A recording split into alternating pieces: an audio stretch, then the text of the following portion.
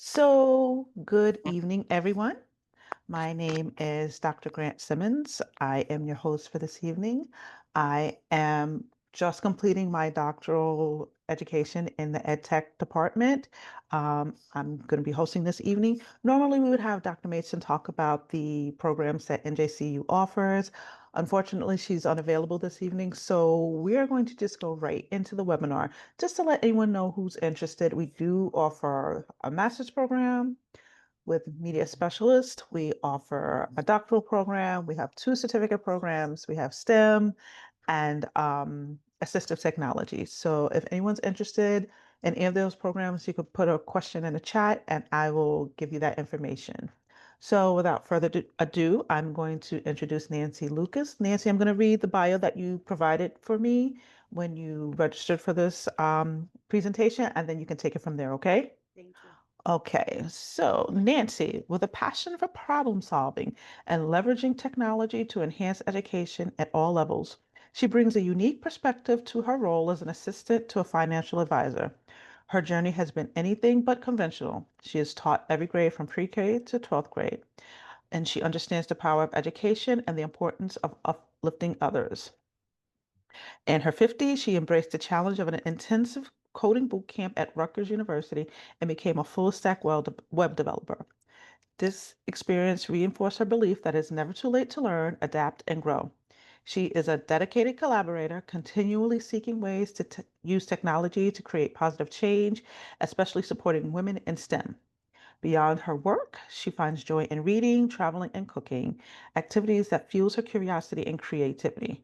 Her story is one of resilience, continuous learning, and inspiration, proving that every new chapter is an opportunity to make a meaningful impact. And without further ado, Nancy, you may begin your presentation. Thank you very much. Well, I'm a little pleased with myself there. It's quite a bio. Thank you. I see so many familiar faces, and I actually thank most of you at the end, but thank you before we even begin, and I appreciate you being here. So I'm assuming that my screen is up and available for you to see. Great. Okay. So I'm going to put everybody over there to this side. So I started this journey pretty passionate about, uh, 8 years ago, I was teaching and I started this journey and I really felt, um, that's so funny, the little doorbell. I felt that it was really important to have technology in the workplace. And, the more I learned, the more I knew that that was important and that it was important for everybody. And when I approached this thesis, some ideas going through, and I really want to thank Dr. Kyoto because she encouraged me to take something that I'm currently doing as my role as an administrator and use it. And the best way that I could think of to do that is to empower teachers because having knowledge about finances is something that could and hopefully will empower teachers and give them the opportunity to stay in the field. So I'm going to start. So this is the website. We'll go through it later. There are 3 pages. I really love this decisions page. The home page is kind of like a hub. But here, if you ever wanted to see my presentation, you could go here to view it later, or you wanted to share it with friends. So I really wanted to take 2 seconds to acknowledge the fact that I made this hoping that tonight we would have, obviously these kids have exams and things, but I was hoping that I'd get some new teachers. And I really wanted to honor the fact that we're all part of a school that takes such pride in being a school that helps people grow and uh, that it serves underserved backgrounds. And I think that's really important. And I even more so would respect the fact that someone is choosing to be a teacher. And I would love to empower them with the skills for that. So again, this website is for empowering teachers, but we can't ignore the fact that teachers are underpaid, right? So public school teachers earned on average 26.4% less per week than other college educated workers. So Um, while the starting salary in New Jersey looks, pretty okay, $57,000. That's what a lot of their peers are making. The average salary is 82,000, and it caps, right? It caps probably in most districts about at $100,000. So it's more than the national average, but in New Jersey, we have a higher cost of living. And I don't want to belabor it, but we do have to acknowledge the fact that it is not necessarily a high paying career. Um, I also really wanted to point this out because it kept coming up in things when I was researching that when you're sitting across the desk or the table from somebody who's interviewing you, or you're asking for something, keep in mind that person probably was in your seat. Like 98% of the administrators you will encounter were teachers. They know the struggle. They know that it's, you're underpaid, they know that. So if you're asking, how can I augment my salary? You're asking somebody who probably has your back and really does understand. So if you can empower yourself and know what you're asking for, you might be more comfortable doing so. And that's what this website is for empowerment and that leveraging financial technology, FinTech, in order to do that. So that's an important thing to consider. So um, in our very first lesson, when we began our thesis writing, we did a little exercise, the why, the what, and the how. And I've actually applied that to a lot of different things in my life since then. So the why of this is teacher retention remains a critical challenge in education. There's a lot of turnover. And with financial stress significantly contributing to that high turnover, many educators face financial insecurity due to low salaries, lack of financial literacy, and inadequate long-term planning resources, right? So there's a lot of studies on that. There's one by Allegretto that's got just really pinpoints this as a pain point, that teachers don't feel equipped financially. They don't have good financial literacy. So my solution to that was to have an interactive website that brings together budgeting, retirement, little videos, guidance, tech, all kinds of things. So FinTech, financial technology, and EdTech kind of, getting together and solving a problem. And how did I do that? I did a needs analysis. Like I said, there's a need for this. I curated resources that I thought were appropriate for a starting teacher. I used instructional design for adult learners because this is not for children. I tried to use colorful things to as a nod to the fact that we're teachers, but it's important that it's for adults. This is not for somebody to use in a financial literacy class. It is for teachers. Oh, and I also have an evaluation tool. So I intentionally paid for a Wix website. And one of the things that Wix provides is analytics. So I can see, if people have been there, if they're using it, where the traffic goes. You can pinpoint different regions on the website to see if people are more interested in one thing over another. And then I can make those portions more robust if I continue. And there's also a survey at the end. So it's designed for teachers entering the profession. Many teachers don't have the skills. Many teachers are uncomfortable talking about money. And this is a way for them to get comfortable. Obviously, right, teacher salaries and stress at work, it's a stressful job. There's more risk there. There's also, that whole notion of you're underpaid and you go into work and you have your day plan, and suddenly your administrator says, I really wanted to talk to you about such and such during your prep. And you don't really want to do that, but you do it. And sometimes, those little, it's by 1,000 cuts, those little moments, it start to add up, and you think, well, I'm doing this for such and such dollars and I'm not respected. And then you get a phone call and all those things. It just, so if you can take out, maybe ease some of that burden, that's the goal of this website.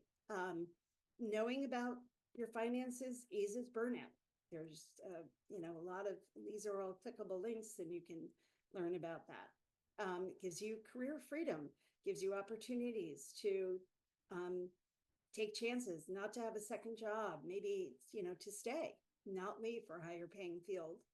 Um, a lot of teachers don't even know what their pension plan is, what it offers, when they're eligible.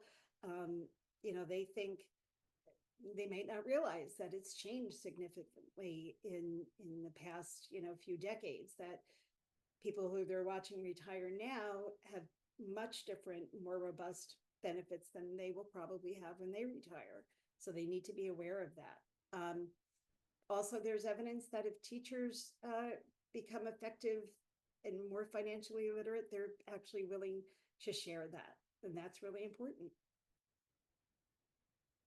It's not a luxury. It's something we need to do. It's something we need to commit to because, and here's the most important part, teacher turnover costs school districts money that could be spent on the kids. And it really is a problem in schools. It um, when there's turnover, the school changes, the environment changes. A lot of it, can be expected. But if young teachers are leaving for higher paying jobs, that that impacts the student learning, and that's at the heart of everything, right? Everything we do is for the kids. So if this trickles down to the way the kids are taught, we have to address it. So I'm just going to go quickly to the website and kind of power through it. Don't get dizzy. Um, so I kind of did. I made a little tutorial in case people weren't sure what to do. You get to hear my voice even more. Um, Basically, uh, you know, this is the heart of what I did, why I did it. Teacher retention. This website will serve as a repository for resources. And the really important part, its goal is to provide a promising pathway to improving teacher satisfaction, well-being, and retention by integrating financial education with technology. That's the goal. But to be honest, once this goes live, I probably will take this out, right? This isn't meant for people to think, that is the underlying goal, and that was the reason for my thesis, and that's what I believe. But the truth is, general investing knowledge is something that they need, and if it helps them stay in the field, that's double, triple bonus, right? So I start up with general knowledge, and believe it or not, our the U.S. Securities and Exchange Commission has a great website specifically designed for teachers, and there's a glossary and just terms you need to know, things that you need to know, retirement plans. Like people don't, you might not even realize that your 403b is for your retirement. Your pension plan is for your retirement. It's money put away now for later. IRAs, that's investments. That's not investments like buying Apple on your own on the side. That's an investment in your future. TIA and the Stanford Graduate School have great resources. I'm just going to take a quick stop on Next Gen Personal Finance because this is an organization that started about 15 years ago, and their primary goal was to fill the gap when many states adopted the need for financial literacy in middle school and high school. And they provide, for free, it's a nonprofit, they provide teachers with educational tools and curriculum to share with their students. What they found, completely unintended, unexpected, maybe not unexpected, but an unintended result is that the teachers who went through their program in order to teach themselves became more confident with their own finances, and anecdotally, and now they're starting a study, stayed in the profession because they were able to afford it better. And they shared their knowledge. And I think that's great. So this FinCamp, I'm signed up. It's August 9th in Bryant Park, all day, includes lunch, and they teach you about finances. It seems pretty worthwhile. I thought this was a great quote. Money can't buy happiness, as we know, but the absence of money can cause unhappiness.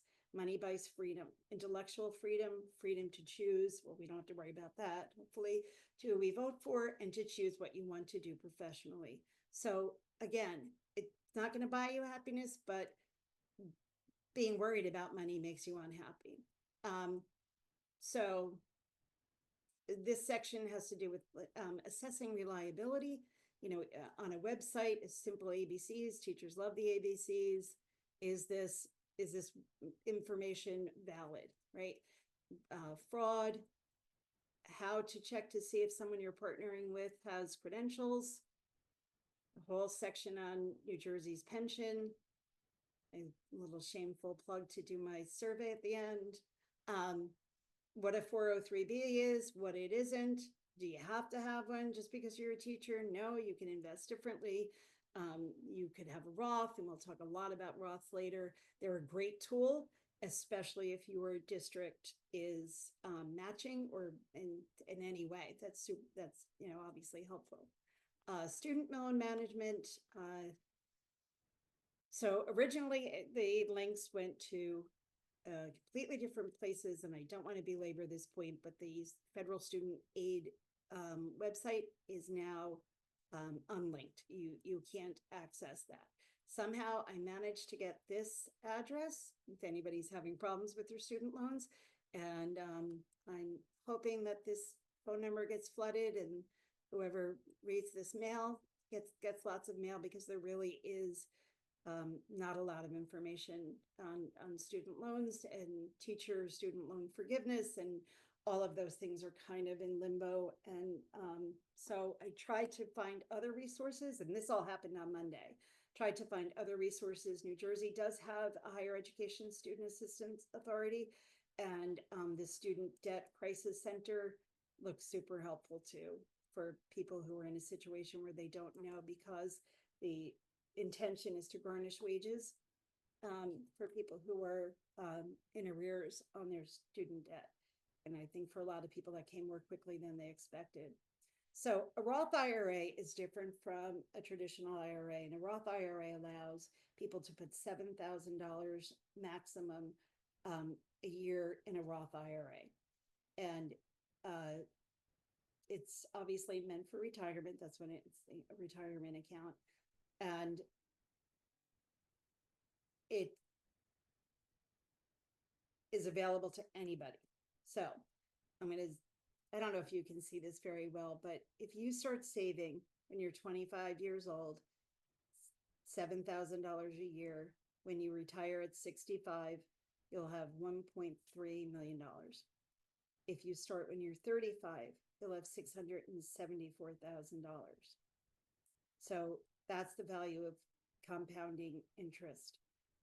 In those first 10 years, it's a huge impact on your future self. So if teachers see this and get that out of this, I think it's really important.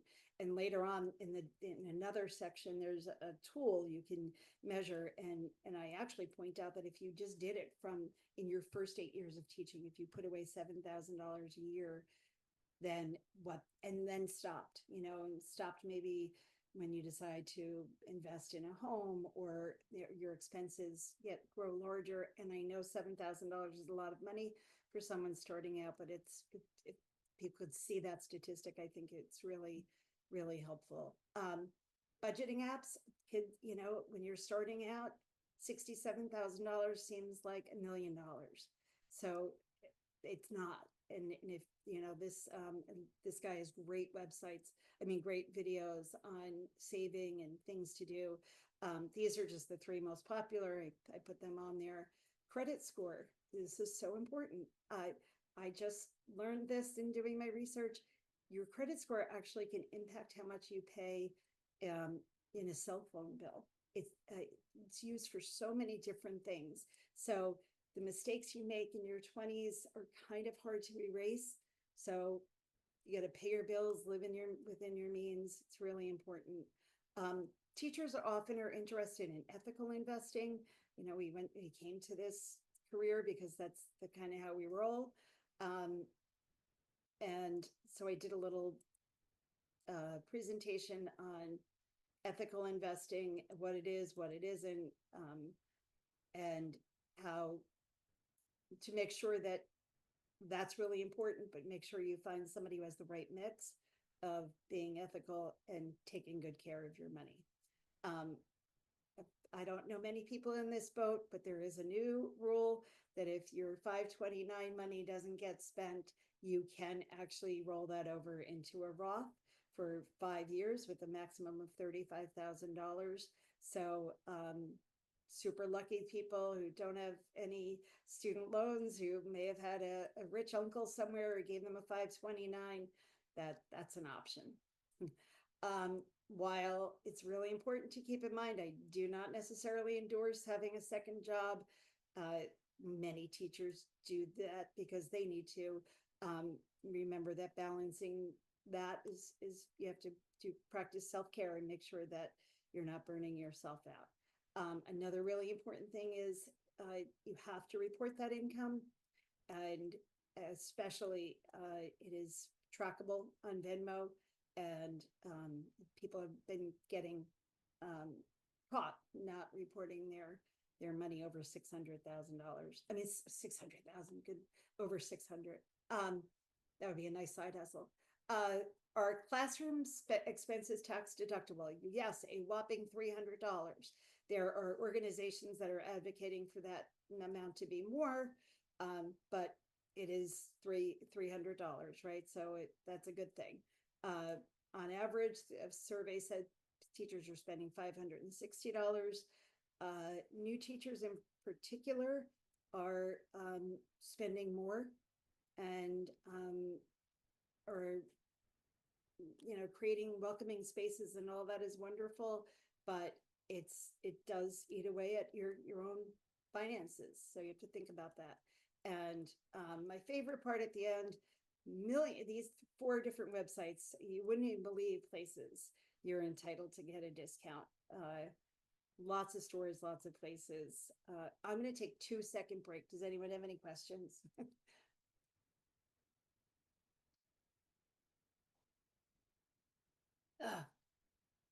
Comments?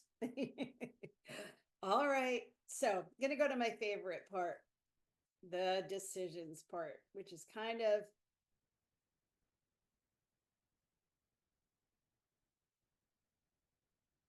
let's go, right? So it's a pretend scenario. You are the lucky person who just got 3 job offers, one in Newark, one in Wayne, and one in Tewksbury. Urban, suburban, and super rural. What are you going to do? How are you going to decide? What are you going to look for? Well, I put links to those 3 different places and explain how you would find what you need to find. The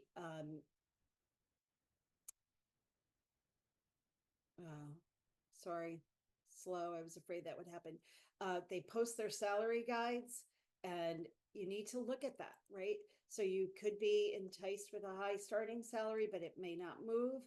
And that's really important. So it's not the only factor, but it's something that you really should consider. Then most teachers have to drive a car. It's New Jersey's a pretty car, most people use cars. So I picked 2 cars because I thought this was kind of funny.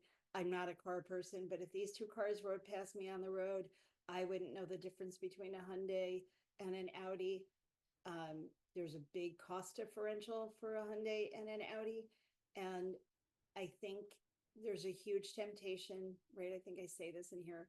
You're tempted to go out and buy the car of your dreams. It's, it's a thing, right? Oh, I'm making so much money. It feels like so much money. Well, over time, these things add up, right? So this is only $41,000. And if you were to lease it, there's a leasing thing there. I tell you what to put in to figure out, right? So the same thing for the Audi, for the Hyundai. Then you have a lot of other decisions to make. What are you going to do, right? You're going to bring lunch to school, or you're going to order it, and Sweet Green's going to deliver it. So Sweet Green can bring you this delicious hummus crunch salad. Looks great. It's $21 when the DoorDash guy arrives.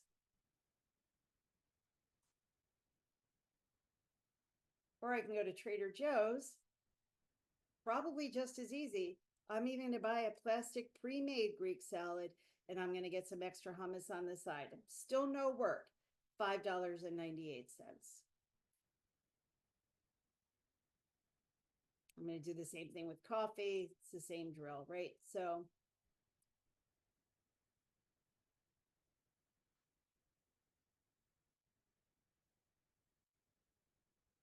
here's the coffee numbers. It's $1.20 versus $5.28.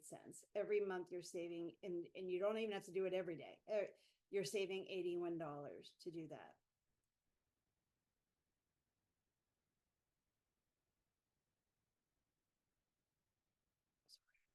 Spin.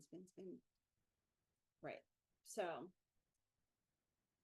here's the really fun part.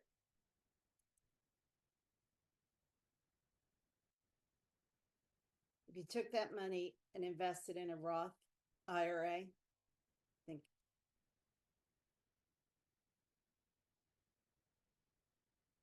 so I made my own FinTech, aka a spreadsheet, which is really financial technology, right?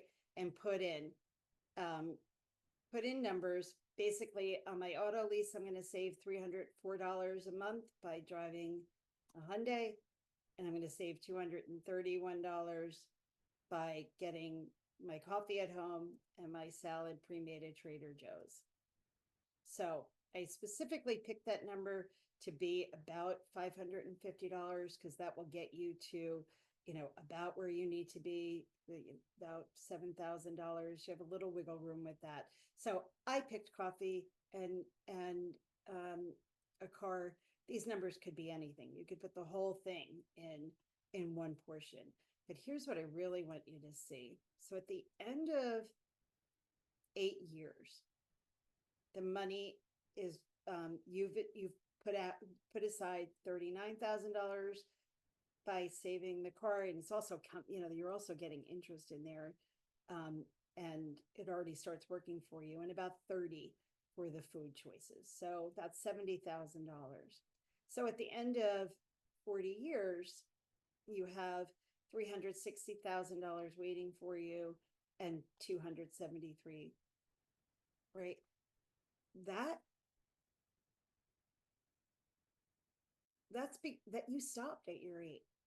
That you stopped 8 years into your career and used that money for different. You didn't fund your Roth after that, which I don't recommend, but look how powerful that is. If you continue doing that for 40 years,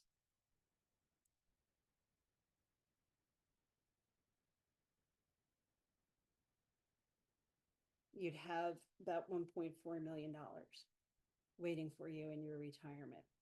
So, I think a better name for this website could possibly be Things I Wish I Knew When I Was 22, but I guess we all do. It's never too late. I kind of, that's one of my concerns, right? Like you don't want it to be, oh, well, I didn't do it, so now I can't, but never too late. Certainly never too early. Oh, hi, everybody. Now, does anyone have any questions for me? Is this the right time for questions? Okay. If you are done and you want people to ask questions, you are free to do so. Or if you have more to go, you can keep going. I mean, I could keep going, but I don't need to. I have a question. Thank you.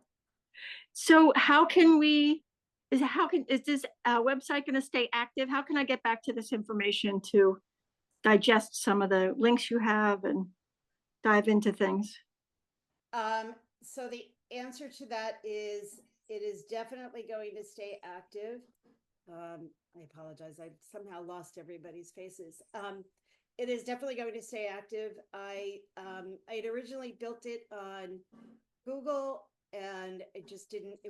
It just wasn't working well, and so I ended up switching to Wix, and then because I need help with my budget too, I decided it would be a great idea to pay for a Wix website.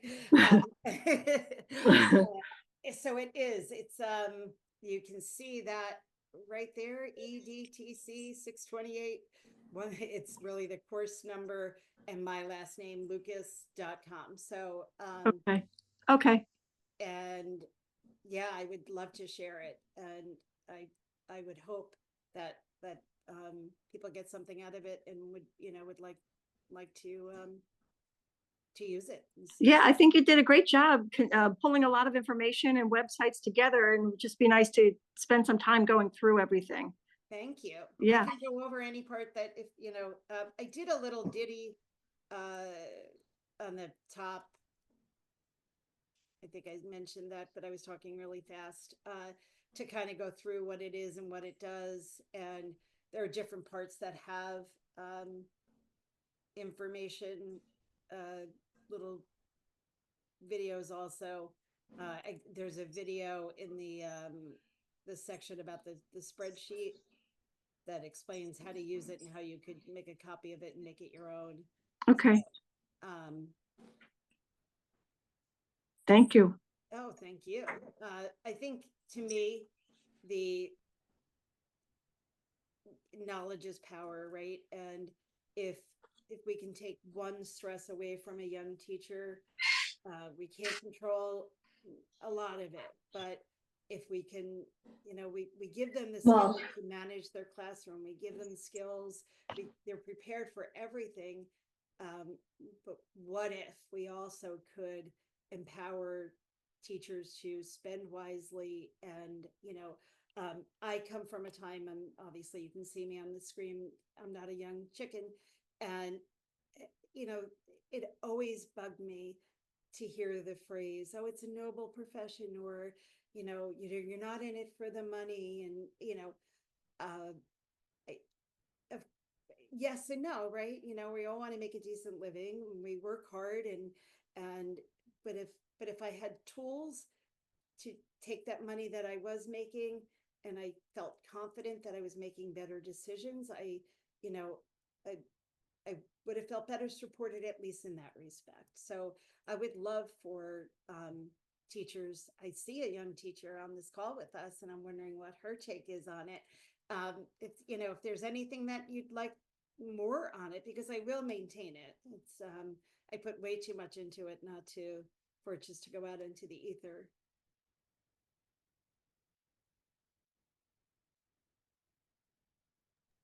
Nancy, I'm thinking that, first of all, congratulations on a successful presentation of your project. I have more to say, but I'm thinking that maybe, would you like to share maybe your email, and that way some of us, I think that you might be in the transition, might be changing the name eventually, or hosting in a new place, and maybe we can send you an email so that you can let us know when that happens, if that happens, so that we don't lose track of your new website. I don't know if that's a choice. Oh, that's great. Yes. At one point I had it on there and then I got wigged out. It is my name, NANCYGLUKAS 13 @gmail.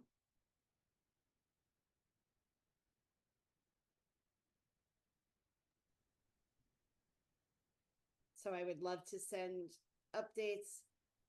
Wow. Presenting is so funny, isn't it? It's 6:34. When I practiced with my family, we got cut off after 45 minutes and I was only halfway done. So, oh, I didn't finish my presentation. I don't think you did. I think you have a little bit more to go. Thank you.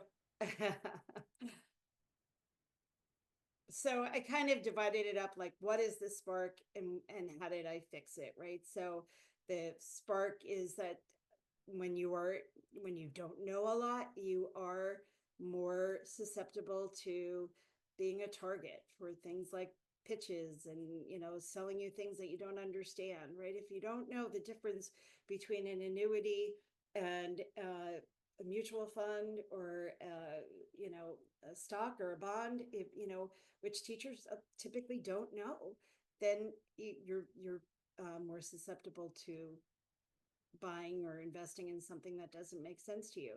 Also, websites, right? Like, how many times do you go on a website and think you're reading something in any field that you think is really, oh, this is valid, this makes sense. And then all of a sudden you get a pop-up like, would you like a phone call to learn more about blah, blah, blah. So I encountered that quite a bit, doing research and finding different things and looking. And then you kind of look at, peel back, go down to the bottom of the screen and see it's, a company, a name you've heard of, and I'm sure it's reputable, but it's also sales literature, really, so you have to be careful with that.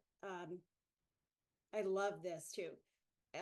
How interested would you be in a professional development on your finances?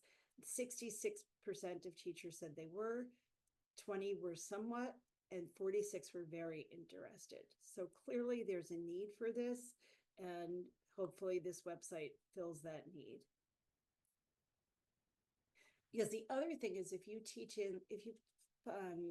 just do a quick Google search and ask for financial literacy for teachers, in a very positive way, you get a lot of information on how to teach financial literacy, because it's a big push, but there's not a lot to educate the teacher.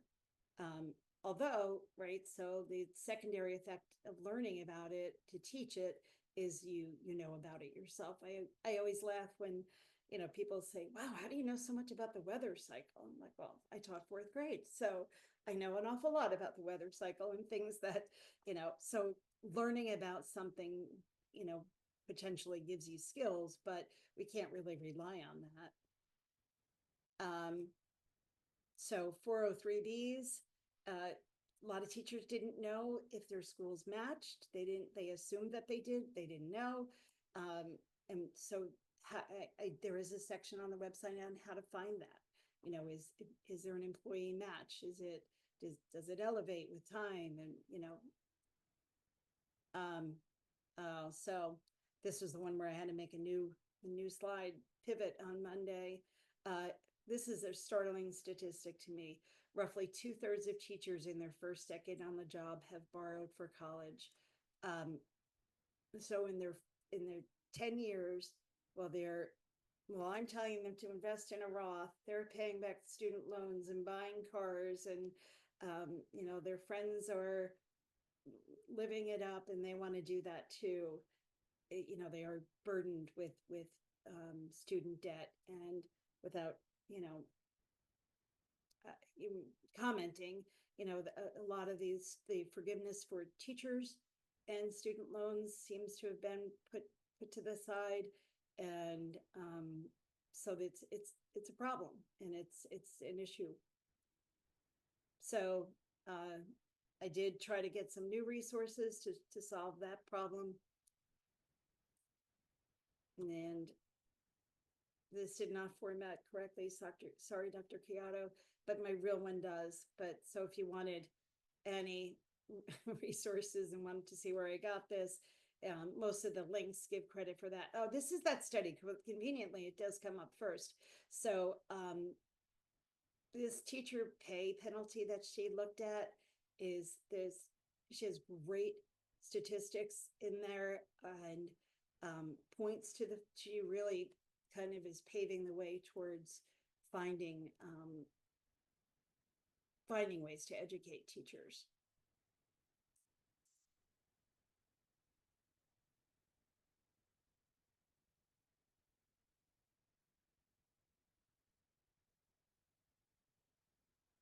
And there's my last, to my family, thank you. To my professors and my mentors, to Dr. Chiato, who spoke before, who was my advisor, to Dr. Schamberg, who, I don't know, I never had an advisor. I've been at this for 8 years, and he just kind of became my unofficial advisor. And at probably about 3 or 4 classes ago, I I encountered Dr. Kozar, and she also led me in the direction of using my new skill set and integrating that into my work for my master's. And it really changed my whole perspective. It made me better at my job as an assistant, and it really made me think about adult learning. And it just, I was trying new and different things. So I really appreciate that. And thank you to all of you for being here.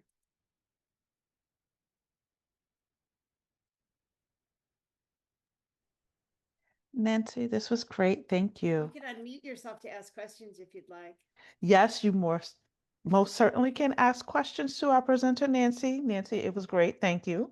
Thank you. Does anyone have any questions or comments? They're being shy, Nancy. Well, can I say my comments now?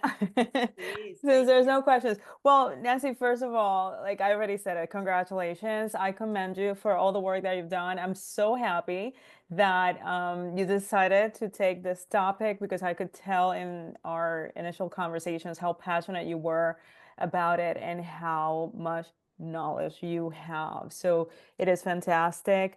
There's a couple of things that I took notes because I thought it was very important. You went into the details. I love the fact that you mentioned from like the big picture and financial advice to the looking at districts in terms of, their salaries, but also the little things about lunch and, and the coffee. And it made me think that we don't think that some schools you get a discount for teachers get a discount for lunch. Some schools you get the lunch and included, some places you have to pay for it. And we don't think of this. So thank you for doing that, for giving us those tools. And overall, you really know us well, which is what I like. You didn't talk just about investment, but ethical investments, because you know us and the type of people that we are because we became teachers. And it's true, we love it, but yes, we also need to be able to have a good retirement and enjoy the good part of life, right? And be able to afford to be a teacher and to do what we love. So congratulations again. And I know that you will be doing many things, like I've shared before, with this project. It will become something or many things. So congratulations. Thank you. Thanks. Thanks everyone for being here. Does anyone else have any questions, comments for Nancy? Great job. Thank you. That's my daughter. Aw. It was Georgia, so thank you so great. informative. I'm like learning so much. I'll share it with all my friends. I'm a teacher, so I'll share it with everyone. It's so true. We don't know anything about this. So it's so bad, but we don't. And it's so funny because like just no idea. Like I don't know if I like anything about my pension. Like I honestly I have no idea.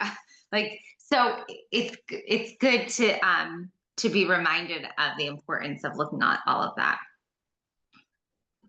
Thank you. I hope it, I mean, really, it was people like you that I had in mind. And just, what do you need to know? And again, like the website is great, and I'm grateful that it could be a tool that people could use. But really, I was looking at it from how can we keep good teachers in classrooms. And if teachers are leaving because they can't afford it, I can't change how people vote and how they, the budgets that are passed and all of that stuff. That's way above all of our pay grades. But if we can empower people to use what they have and use it well and think wisely, I think that's really important. Really, in any career, there are a lot of, I think this website is applicable to quite a few careers, like, social workers and other people who are probably feeling the same crunch and have a skill set that's transferable. And that's a threat, you know, it should be a threat that districts are taking seriously and investing in keeping teachers, because, you know, oh, you're just a teacher is not really a thing anymore. And people realize the education that we have and the skill set that we bring that is transferable to really any workplace. So it's important for schools to consider that. So thank you. Does anyone else have any questions or comments for Nancy? Oh, Hi, Nancy, can you hear me? I don't know. Yes, you can. Yes? We can hear you. Oh, hi, I'm Mike. I'm Nancy's older brother. and he is also the support person of the year in Summit, New Jersey this year. He's working as a paraprofessional using his skills as a Spanish speaking person in his second career. So Thank you for that shout out. So you know But- schools. A little bit, yeah. So my first career, I'm retired. I had a career in finance, in financial services companies. People at the school, at the high school that I work at, they know that. The number of teachers who have come to me over the last month with a little bit of things that have been going on in the financial markets was kind of surprising. And I think the information, Nancy, that you've got here is going to would really help a lot of them. I was a little bit surprised and a little saddened about how few of them really understood what was going on. So this will be great knowledge for them. Thank you for Good saying job. that. Thank you. Well, and I have one more task actually, Nancy, for you. How about when, you know, we're officially done, we look into those teachers that have 20 more years to go, 20, 25 more years, right? That, you know, as they say, we're in like our final stages of our career, but still we have a good enough time to do our best in terms of investments, you know. So you already have the new teachers covered. So, you know, what can be done in those last 20 years? I like that.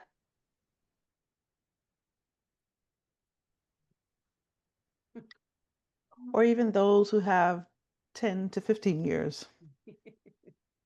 Exactly, yes. Important. And I say, you know, it's funny, I say 20 years because the way the Social Security is going and the expenses, it's like, you know, you might look at 15, but then the numbers change, the age change so you add 5 more, and then, you know, we're all going to the gym and eating healthy. So we're, you know, we're growing, we're staying around older. So the 15 years might turn into 25, you know, at the pace that we're going. So that's why I said 20. Absolutely. Yeah, we'll all be 80 still in this career. Yeah, no, and that is legitimate, right? So I'm looking at these young faces, and there is an expectation that people will be in the workplace much longer because people will be healthier, and the life expectancy is closer to 90 than it is to 80, and you know, so all of those things are factors, and your money has to last. So I don't know. I could do a whole other page for, maybe then I'll start with seniors and just, you know, parlay this into a whole big thing. So thank you. Not a bad idea. Yeah. I think my husband kind of wants me to come back to work and get work actually a full day and not do this for a little while, but we'll work on that. We can take that part out of the recording, right? Just kidding.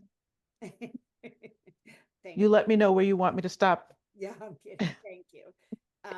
Really, thank you all for being here. I'm really a lucky person, and I don't forget that every day. So thank you, and your support for, you know, my people who I've known for 60 years, people I've known for a year and a day, all in the same place. Who I feel your support, and I appreciate it. Thank you. You're welcome. All right. Well, if no one else has any questions or comments for Nancy, we're going to end our webinar. Thank you so much, Nancy, for your wonderful information. It has been very interesting, very enlightening for me as someone who is still in the classroom at the moment, even with everything I have going on. So I am going to be reaching out to you. I have some questions. That's great. Thank you so much. You're welcome. Thanks, everyone. Thank you, everyone. Have you. a wonderful evening. Take care.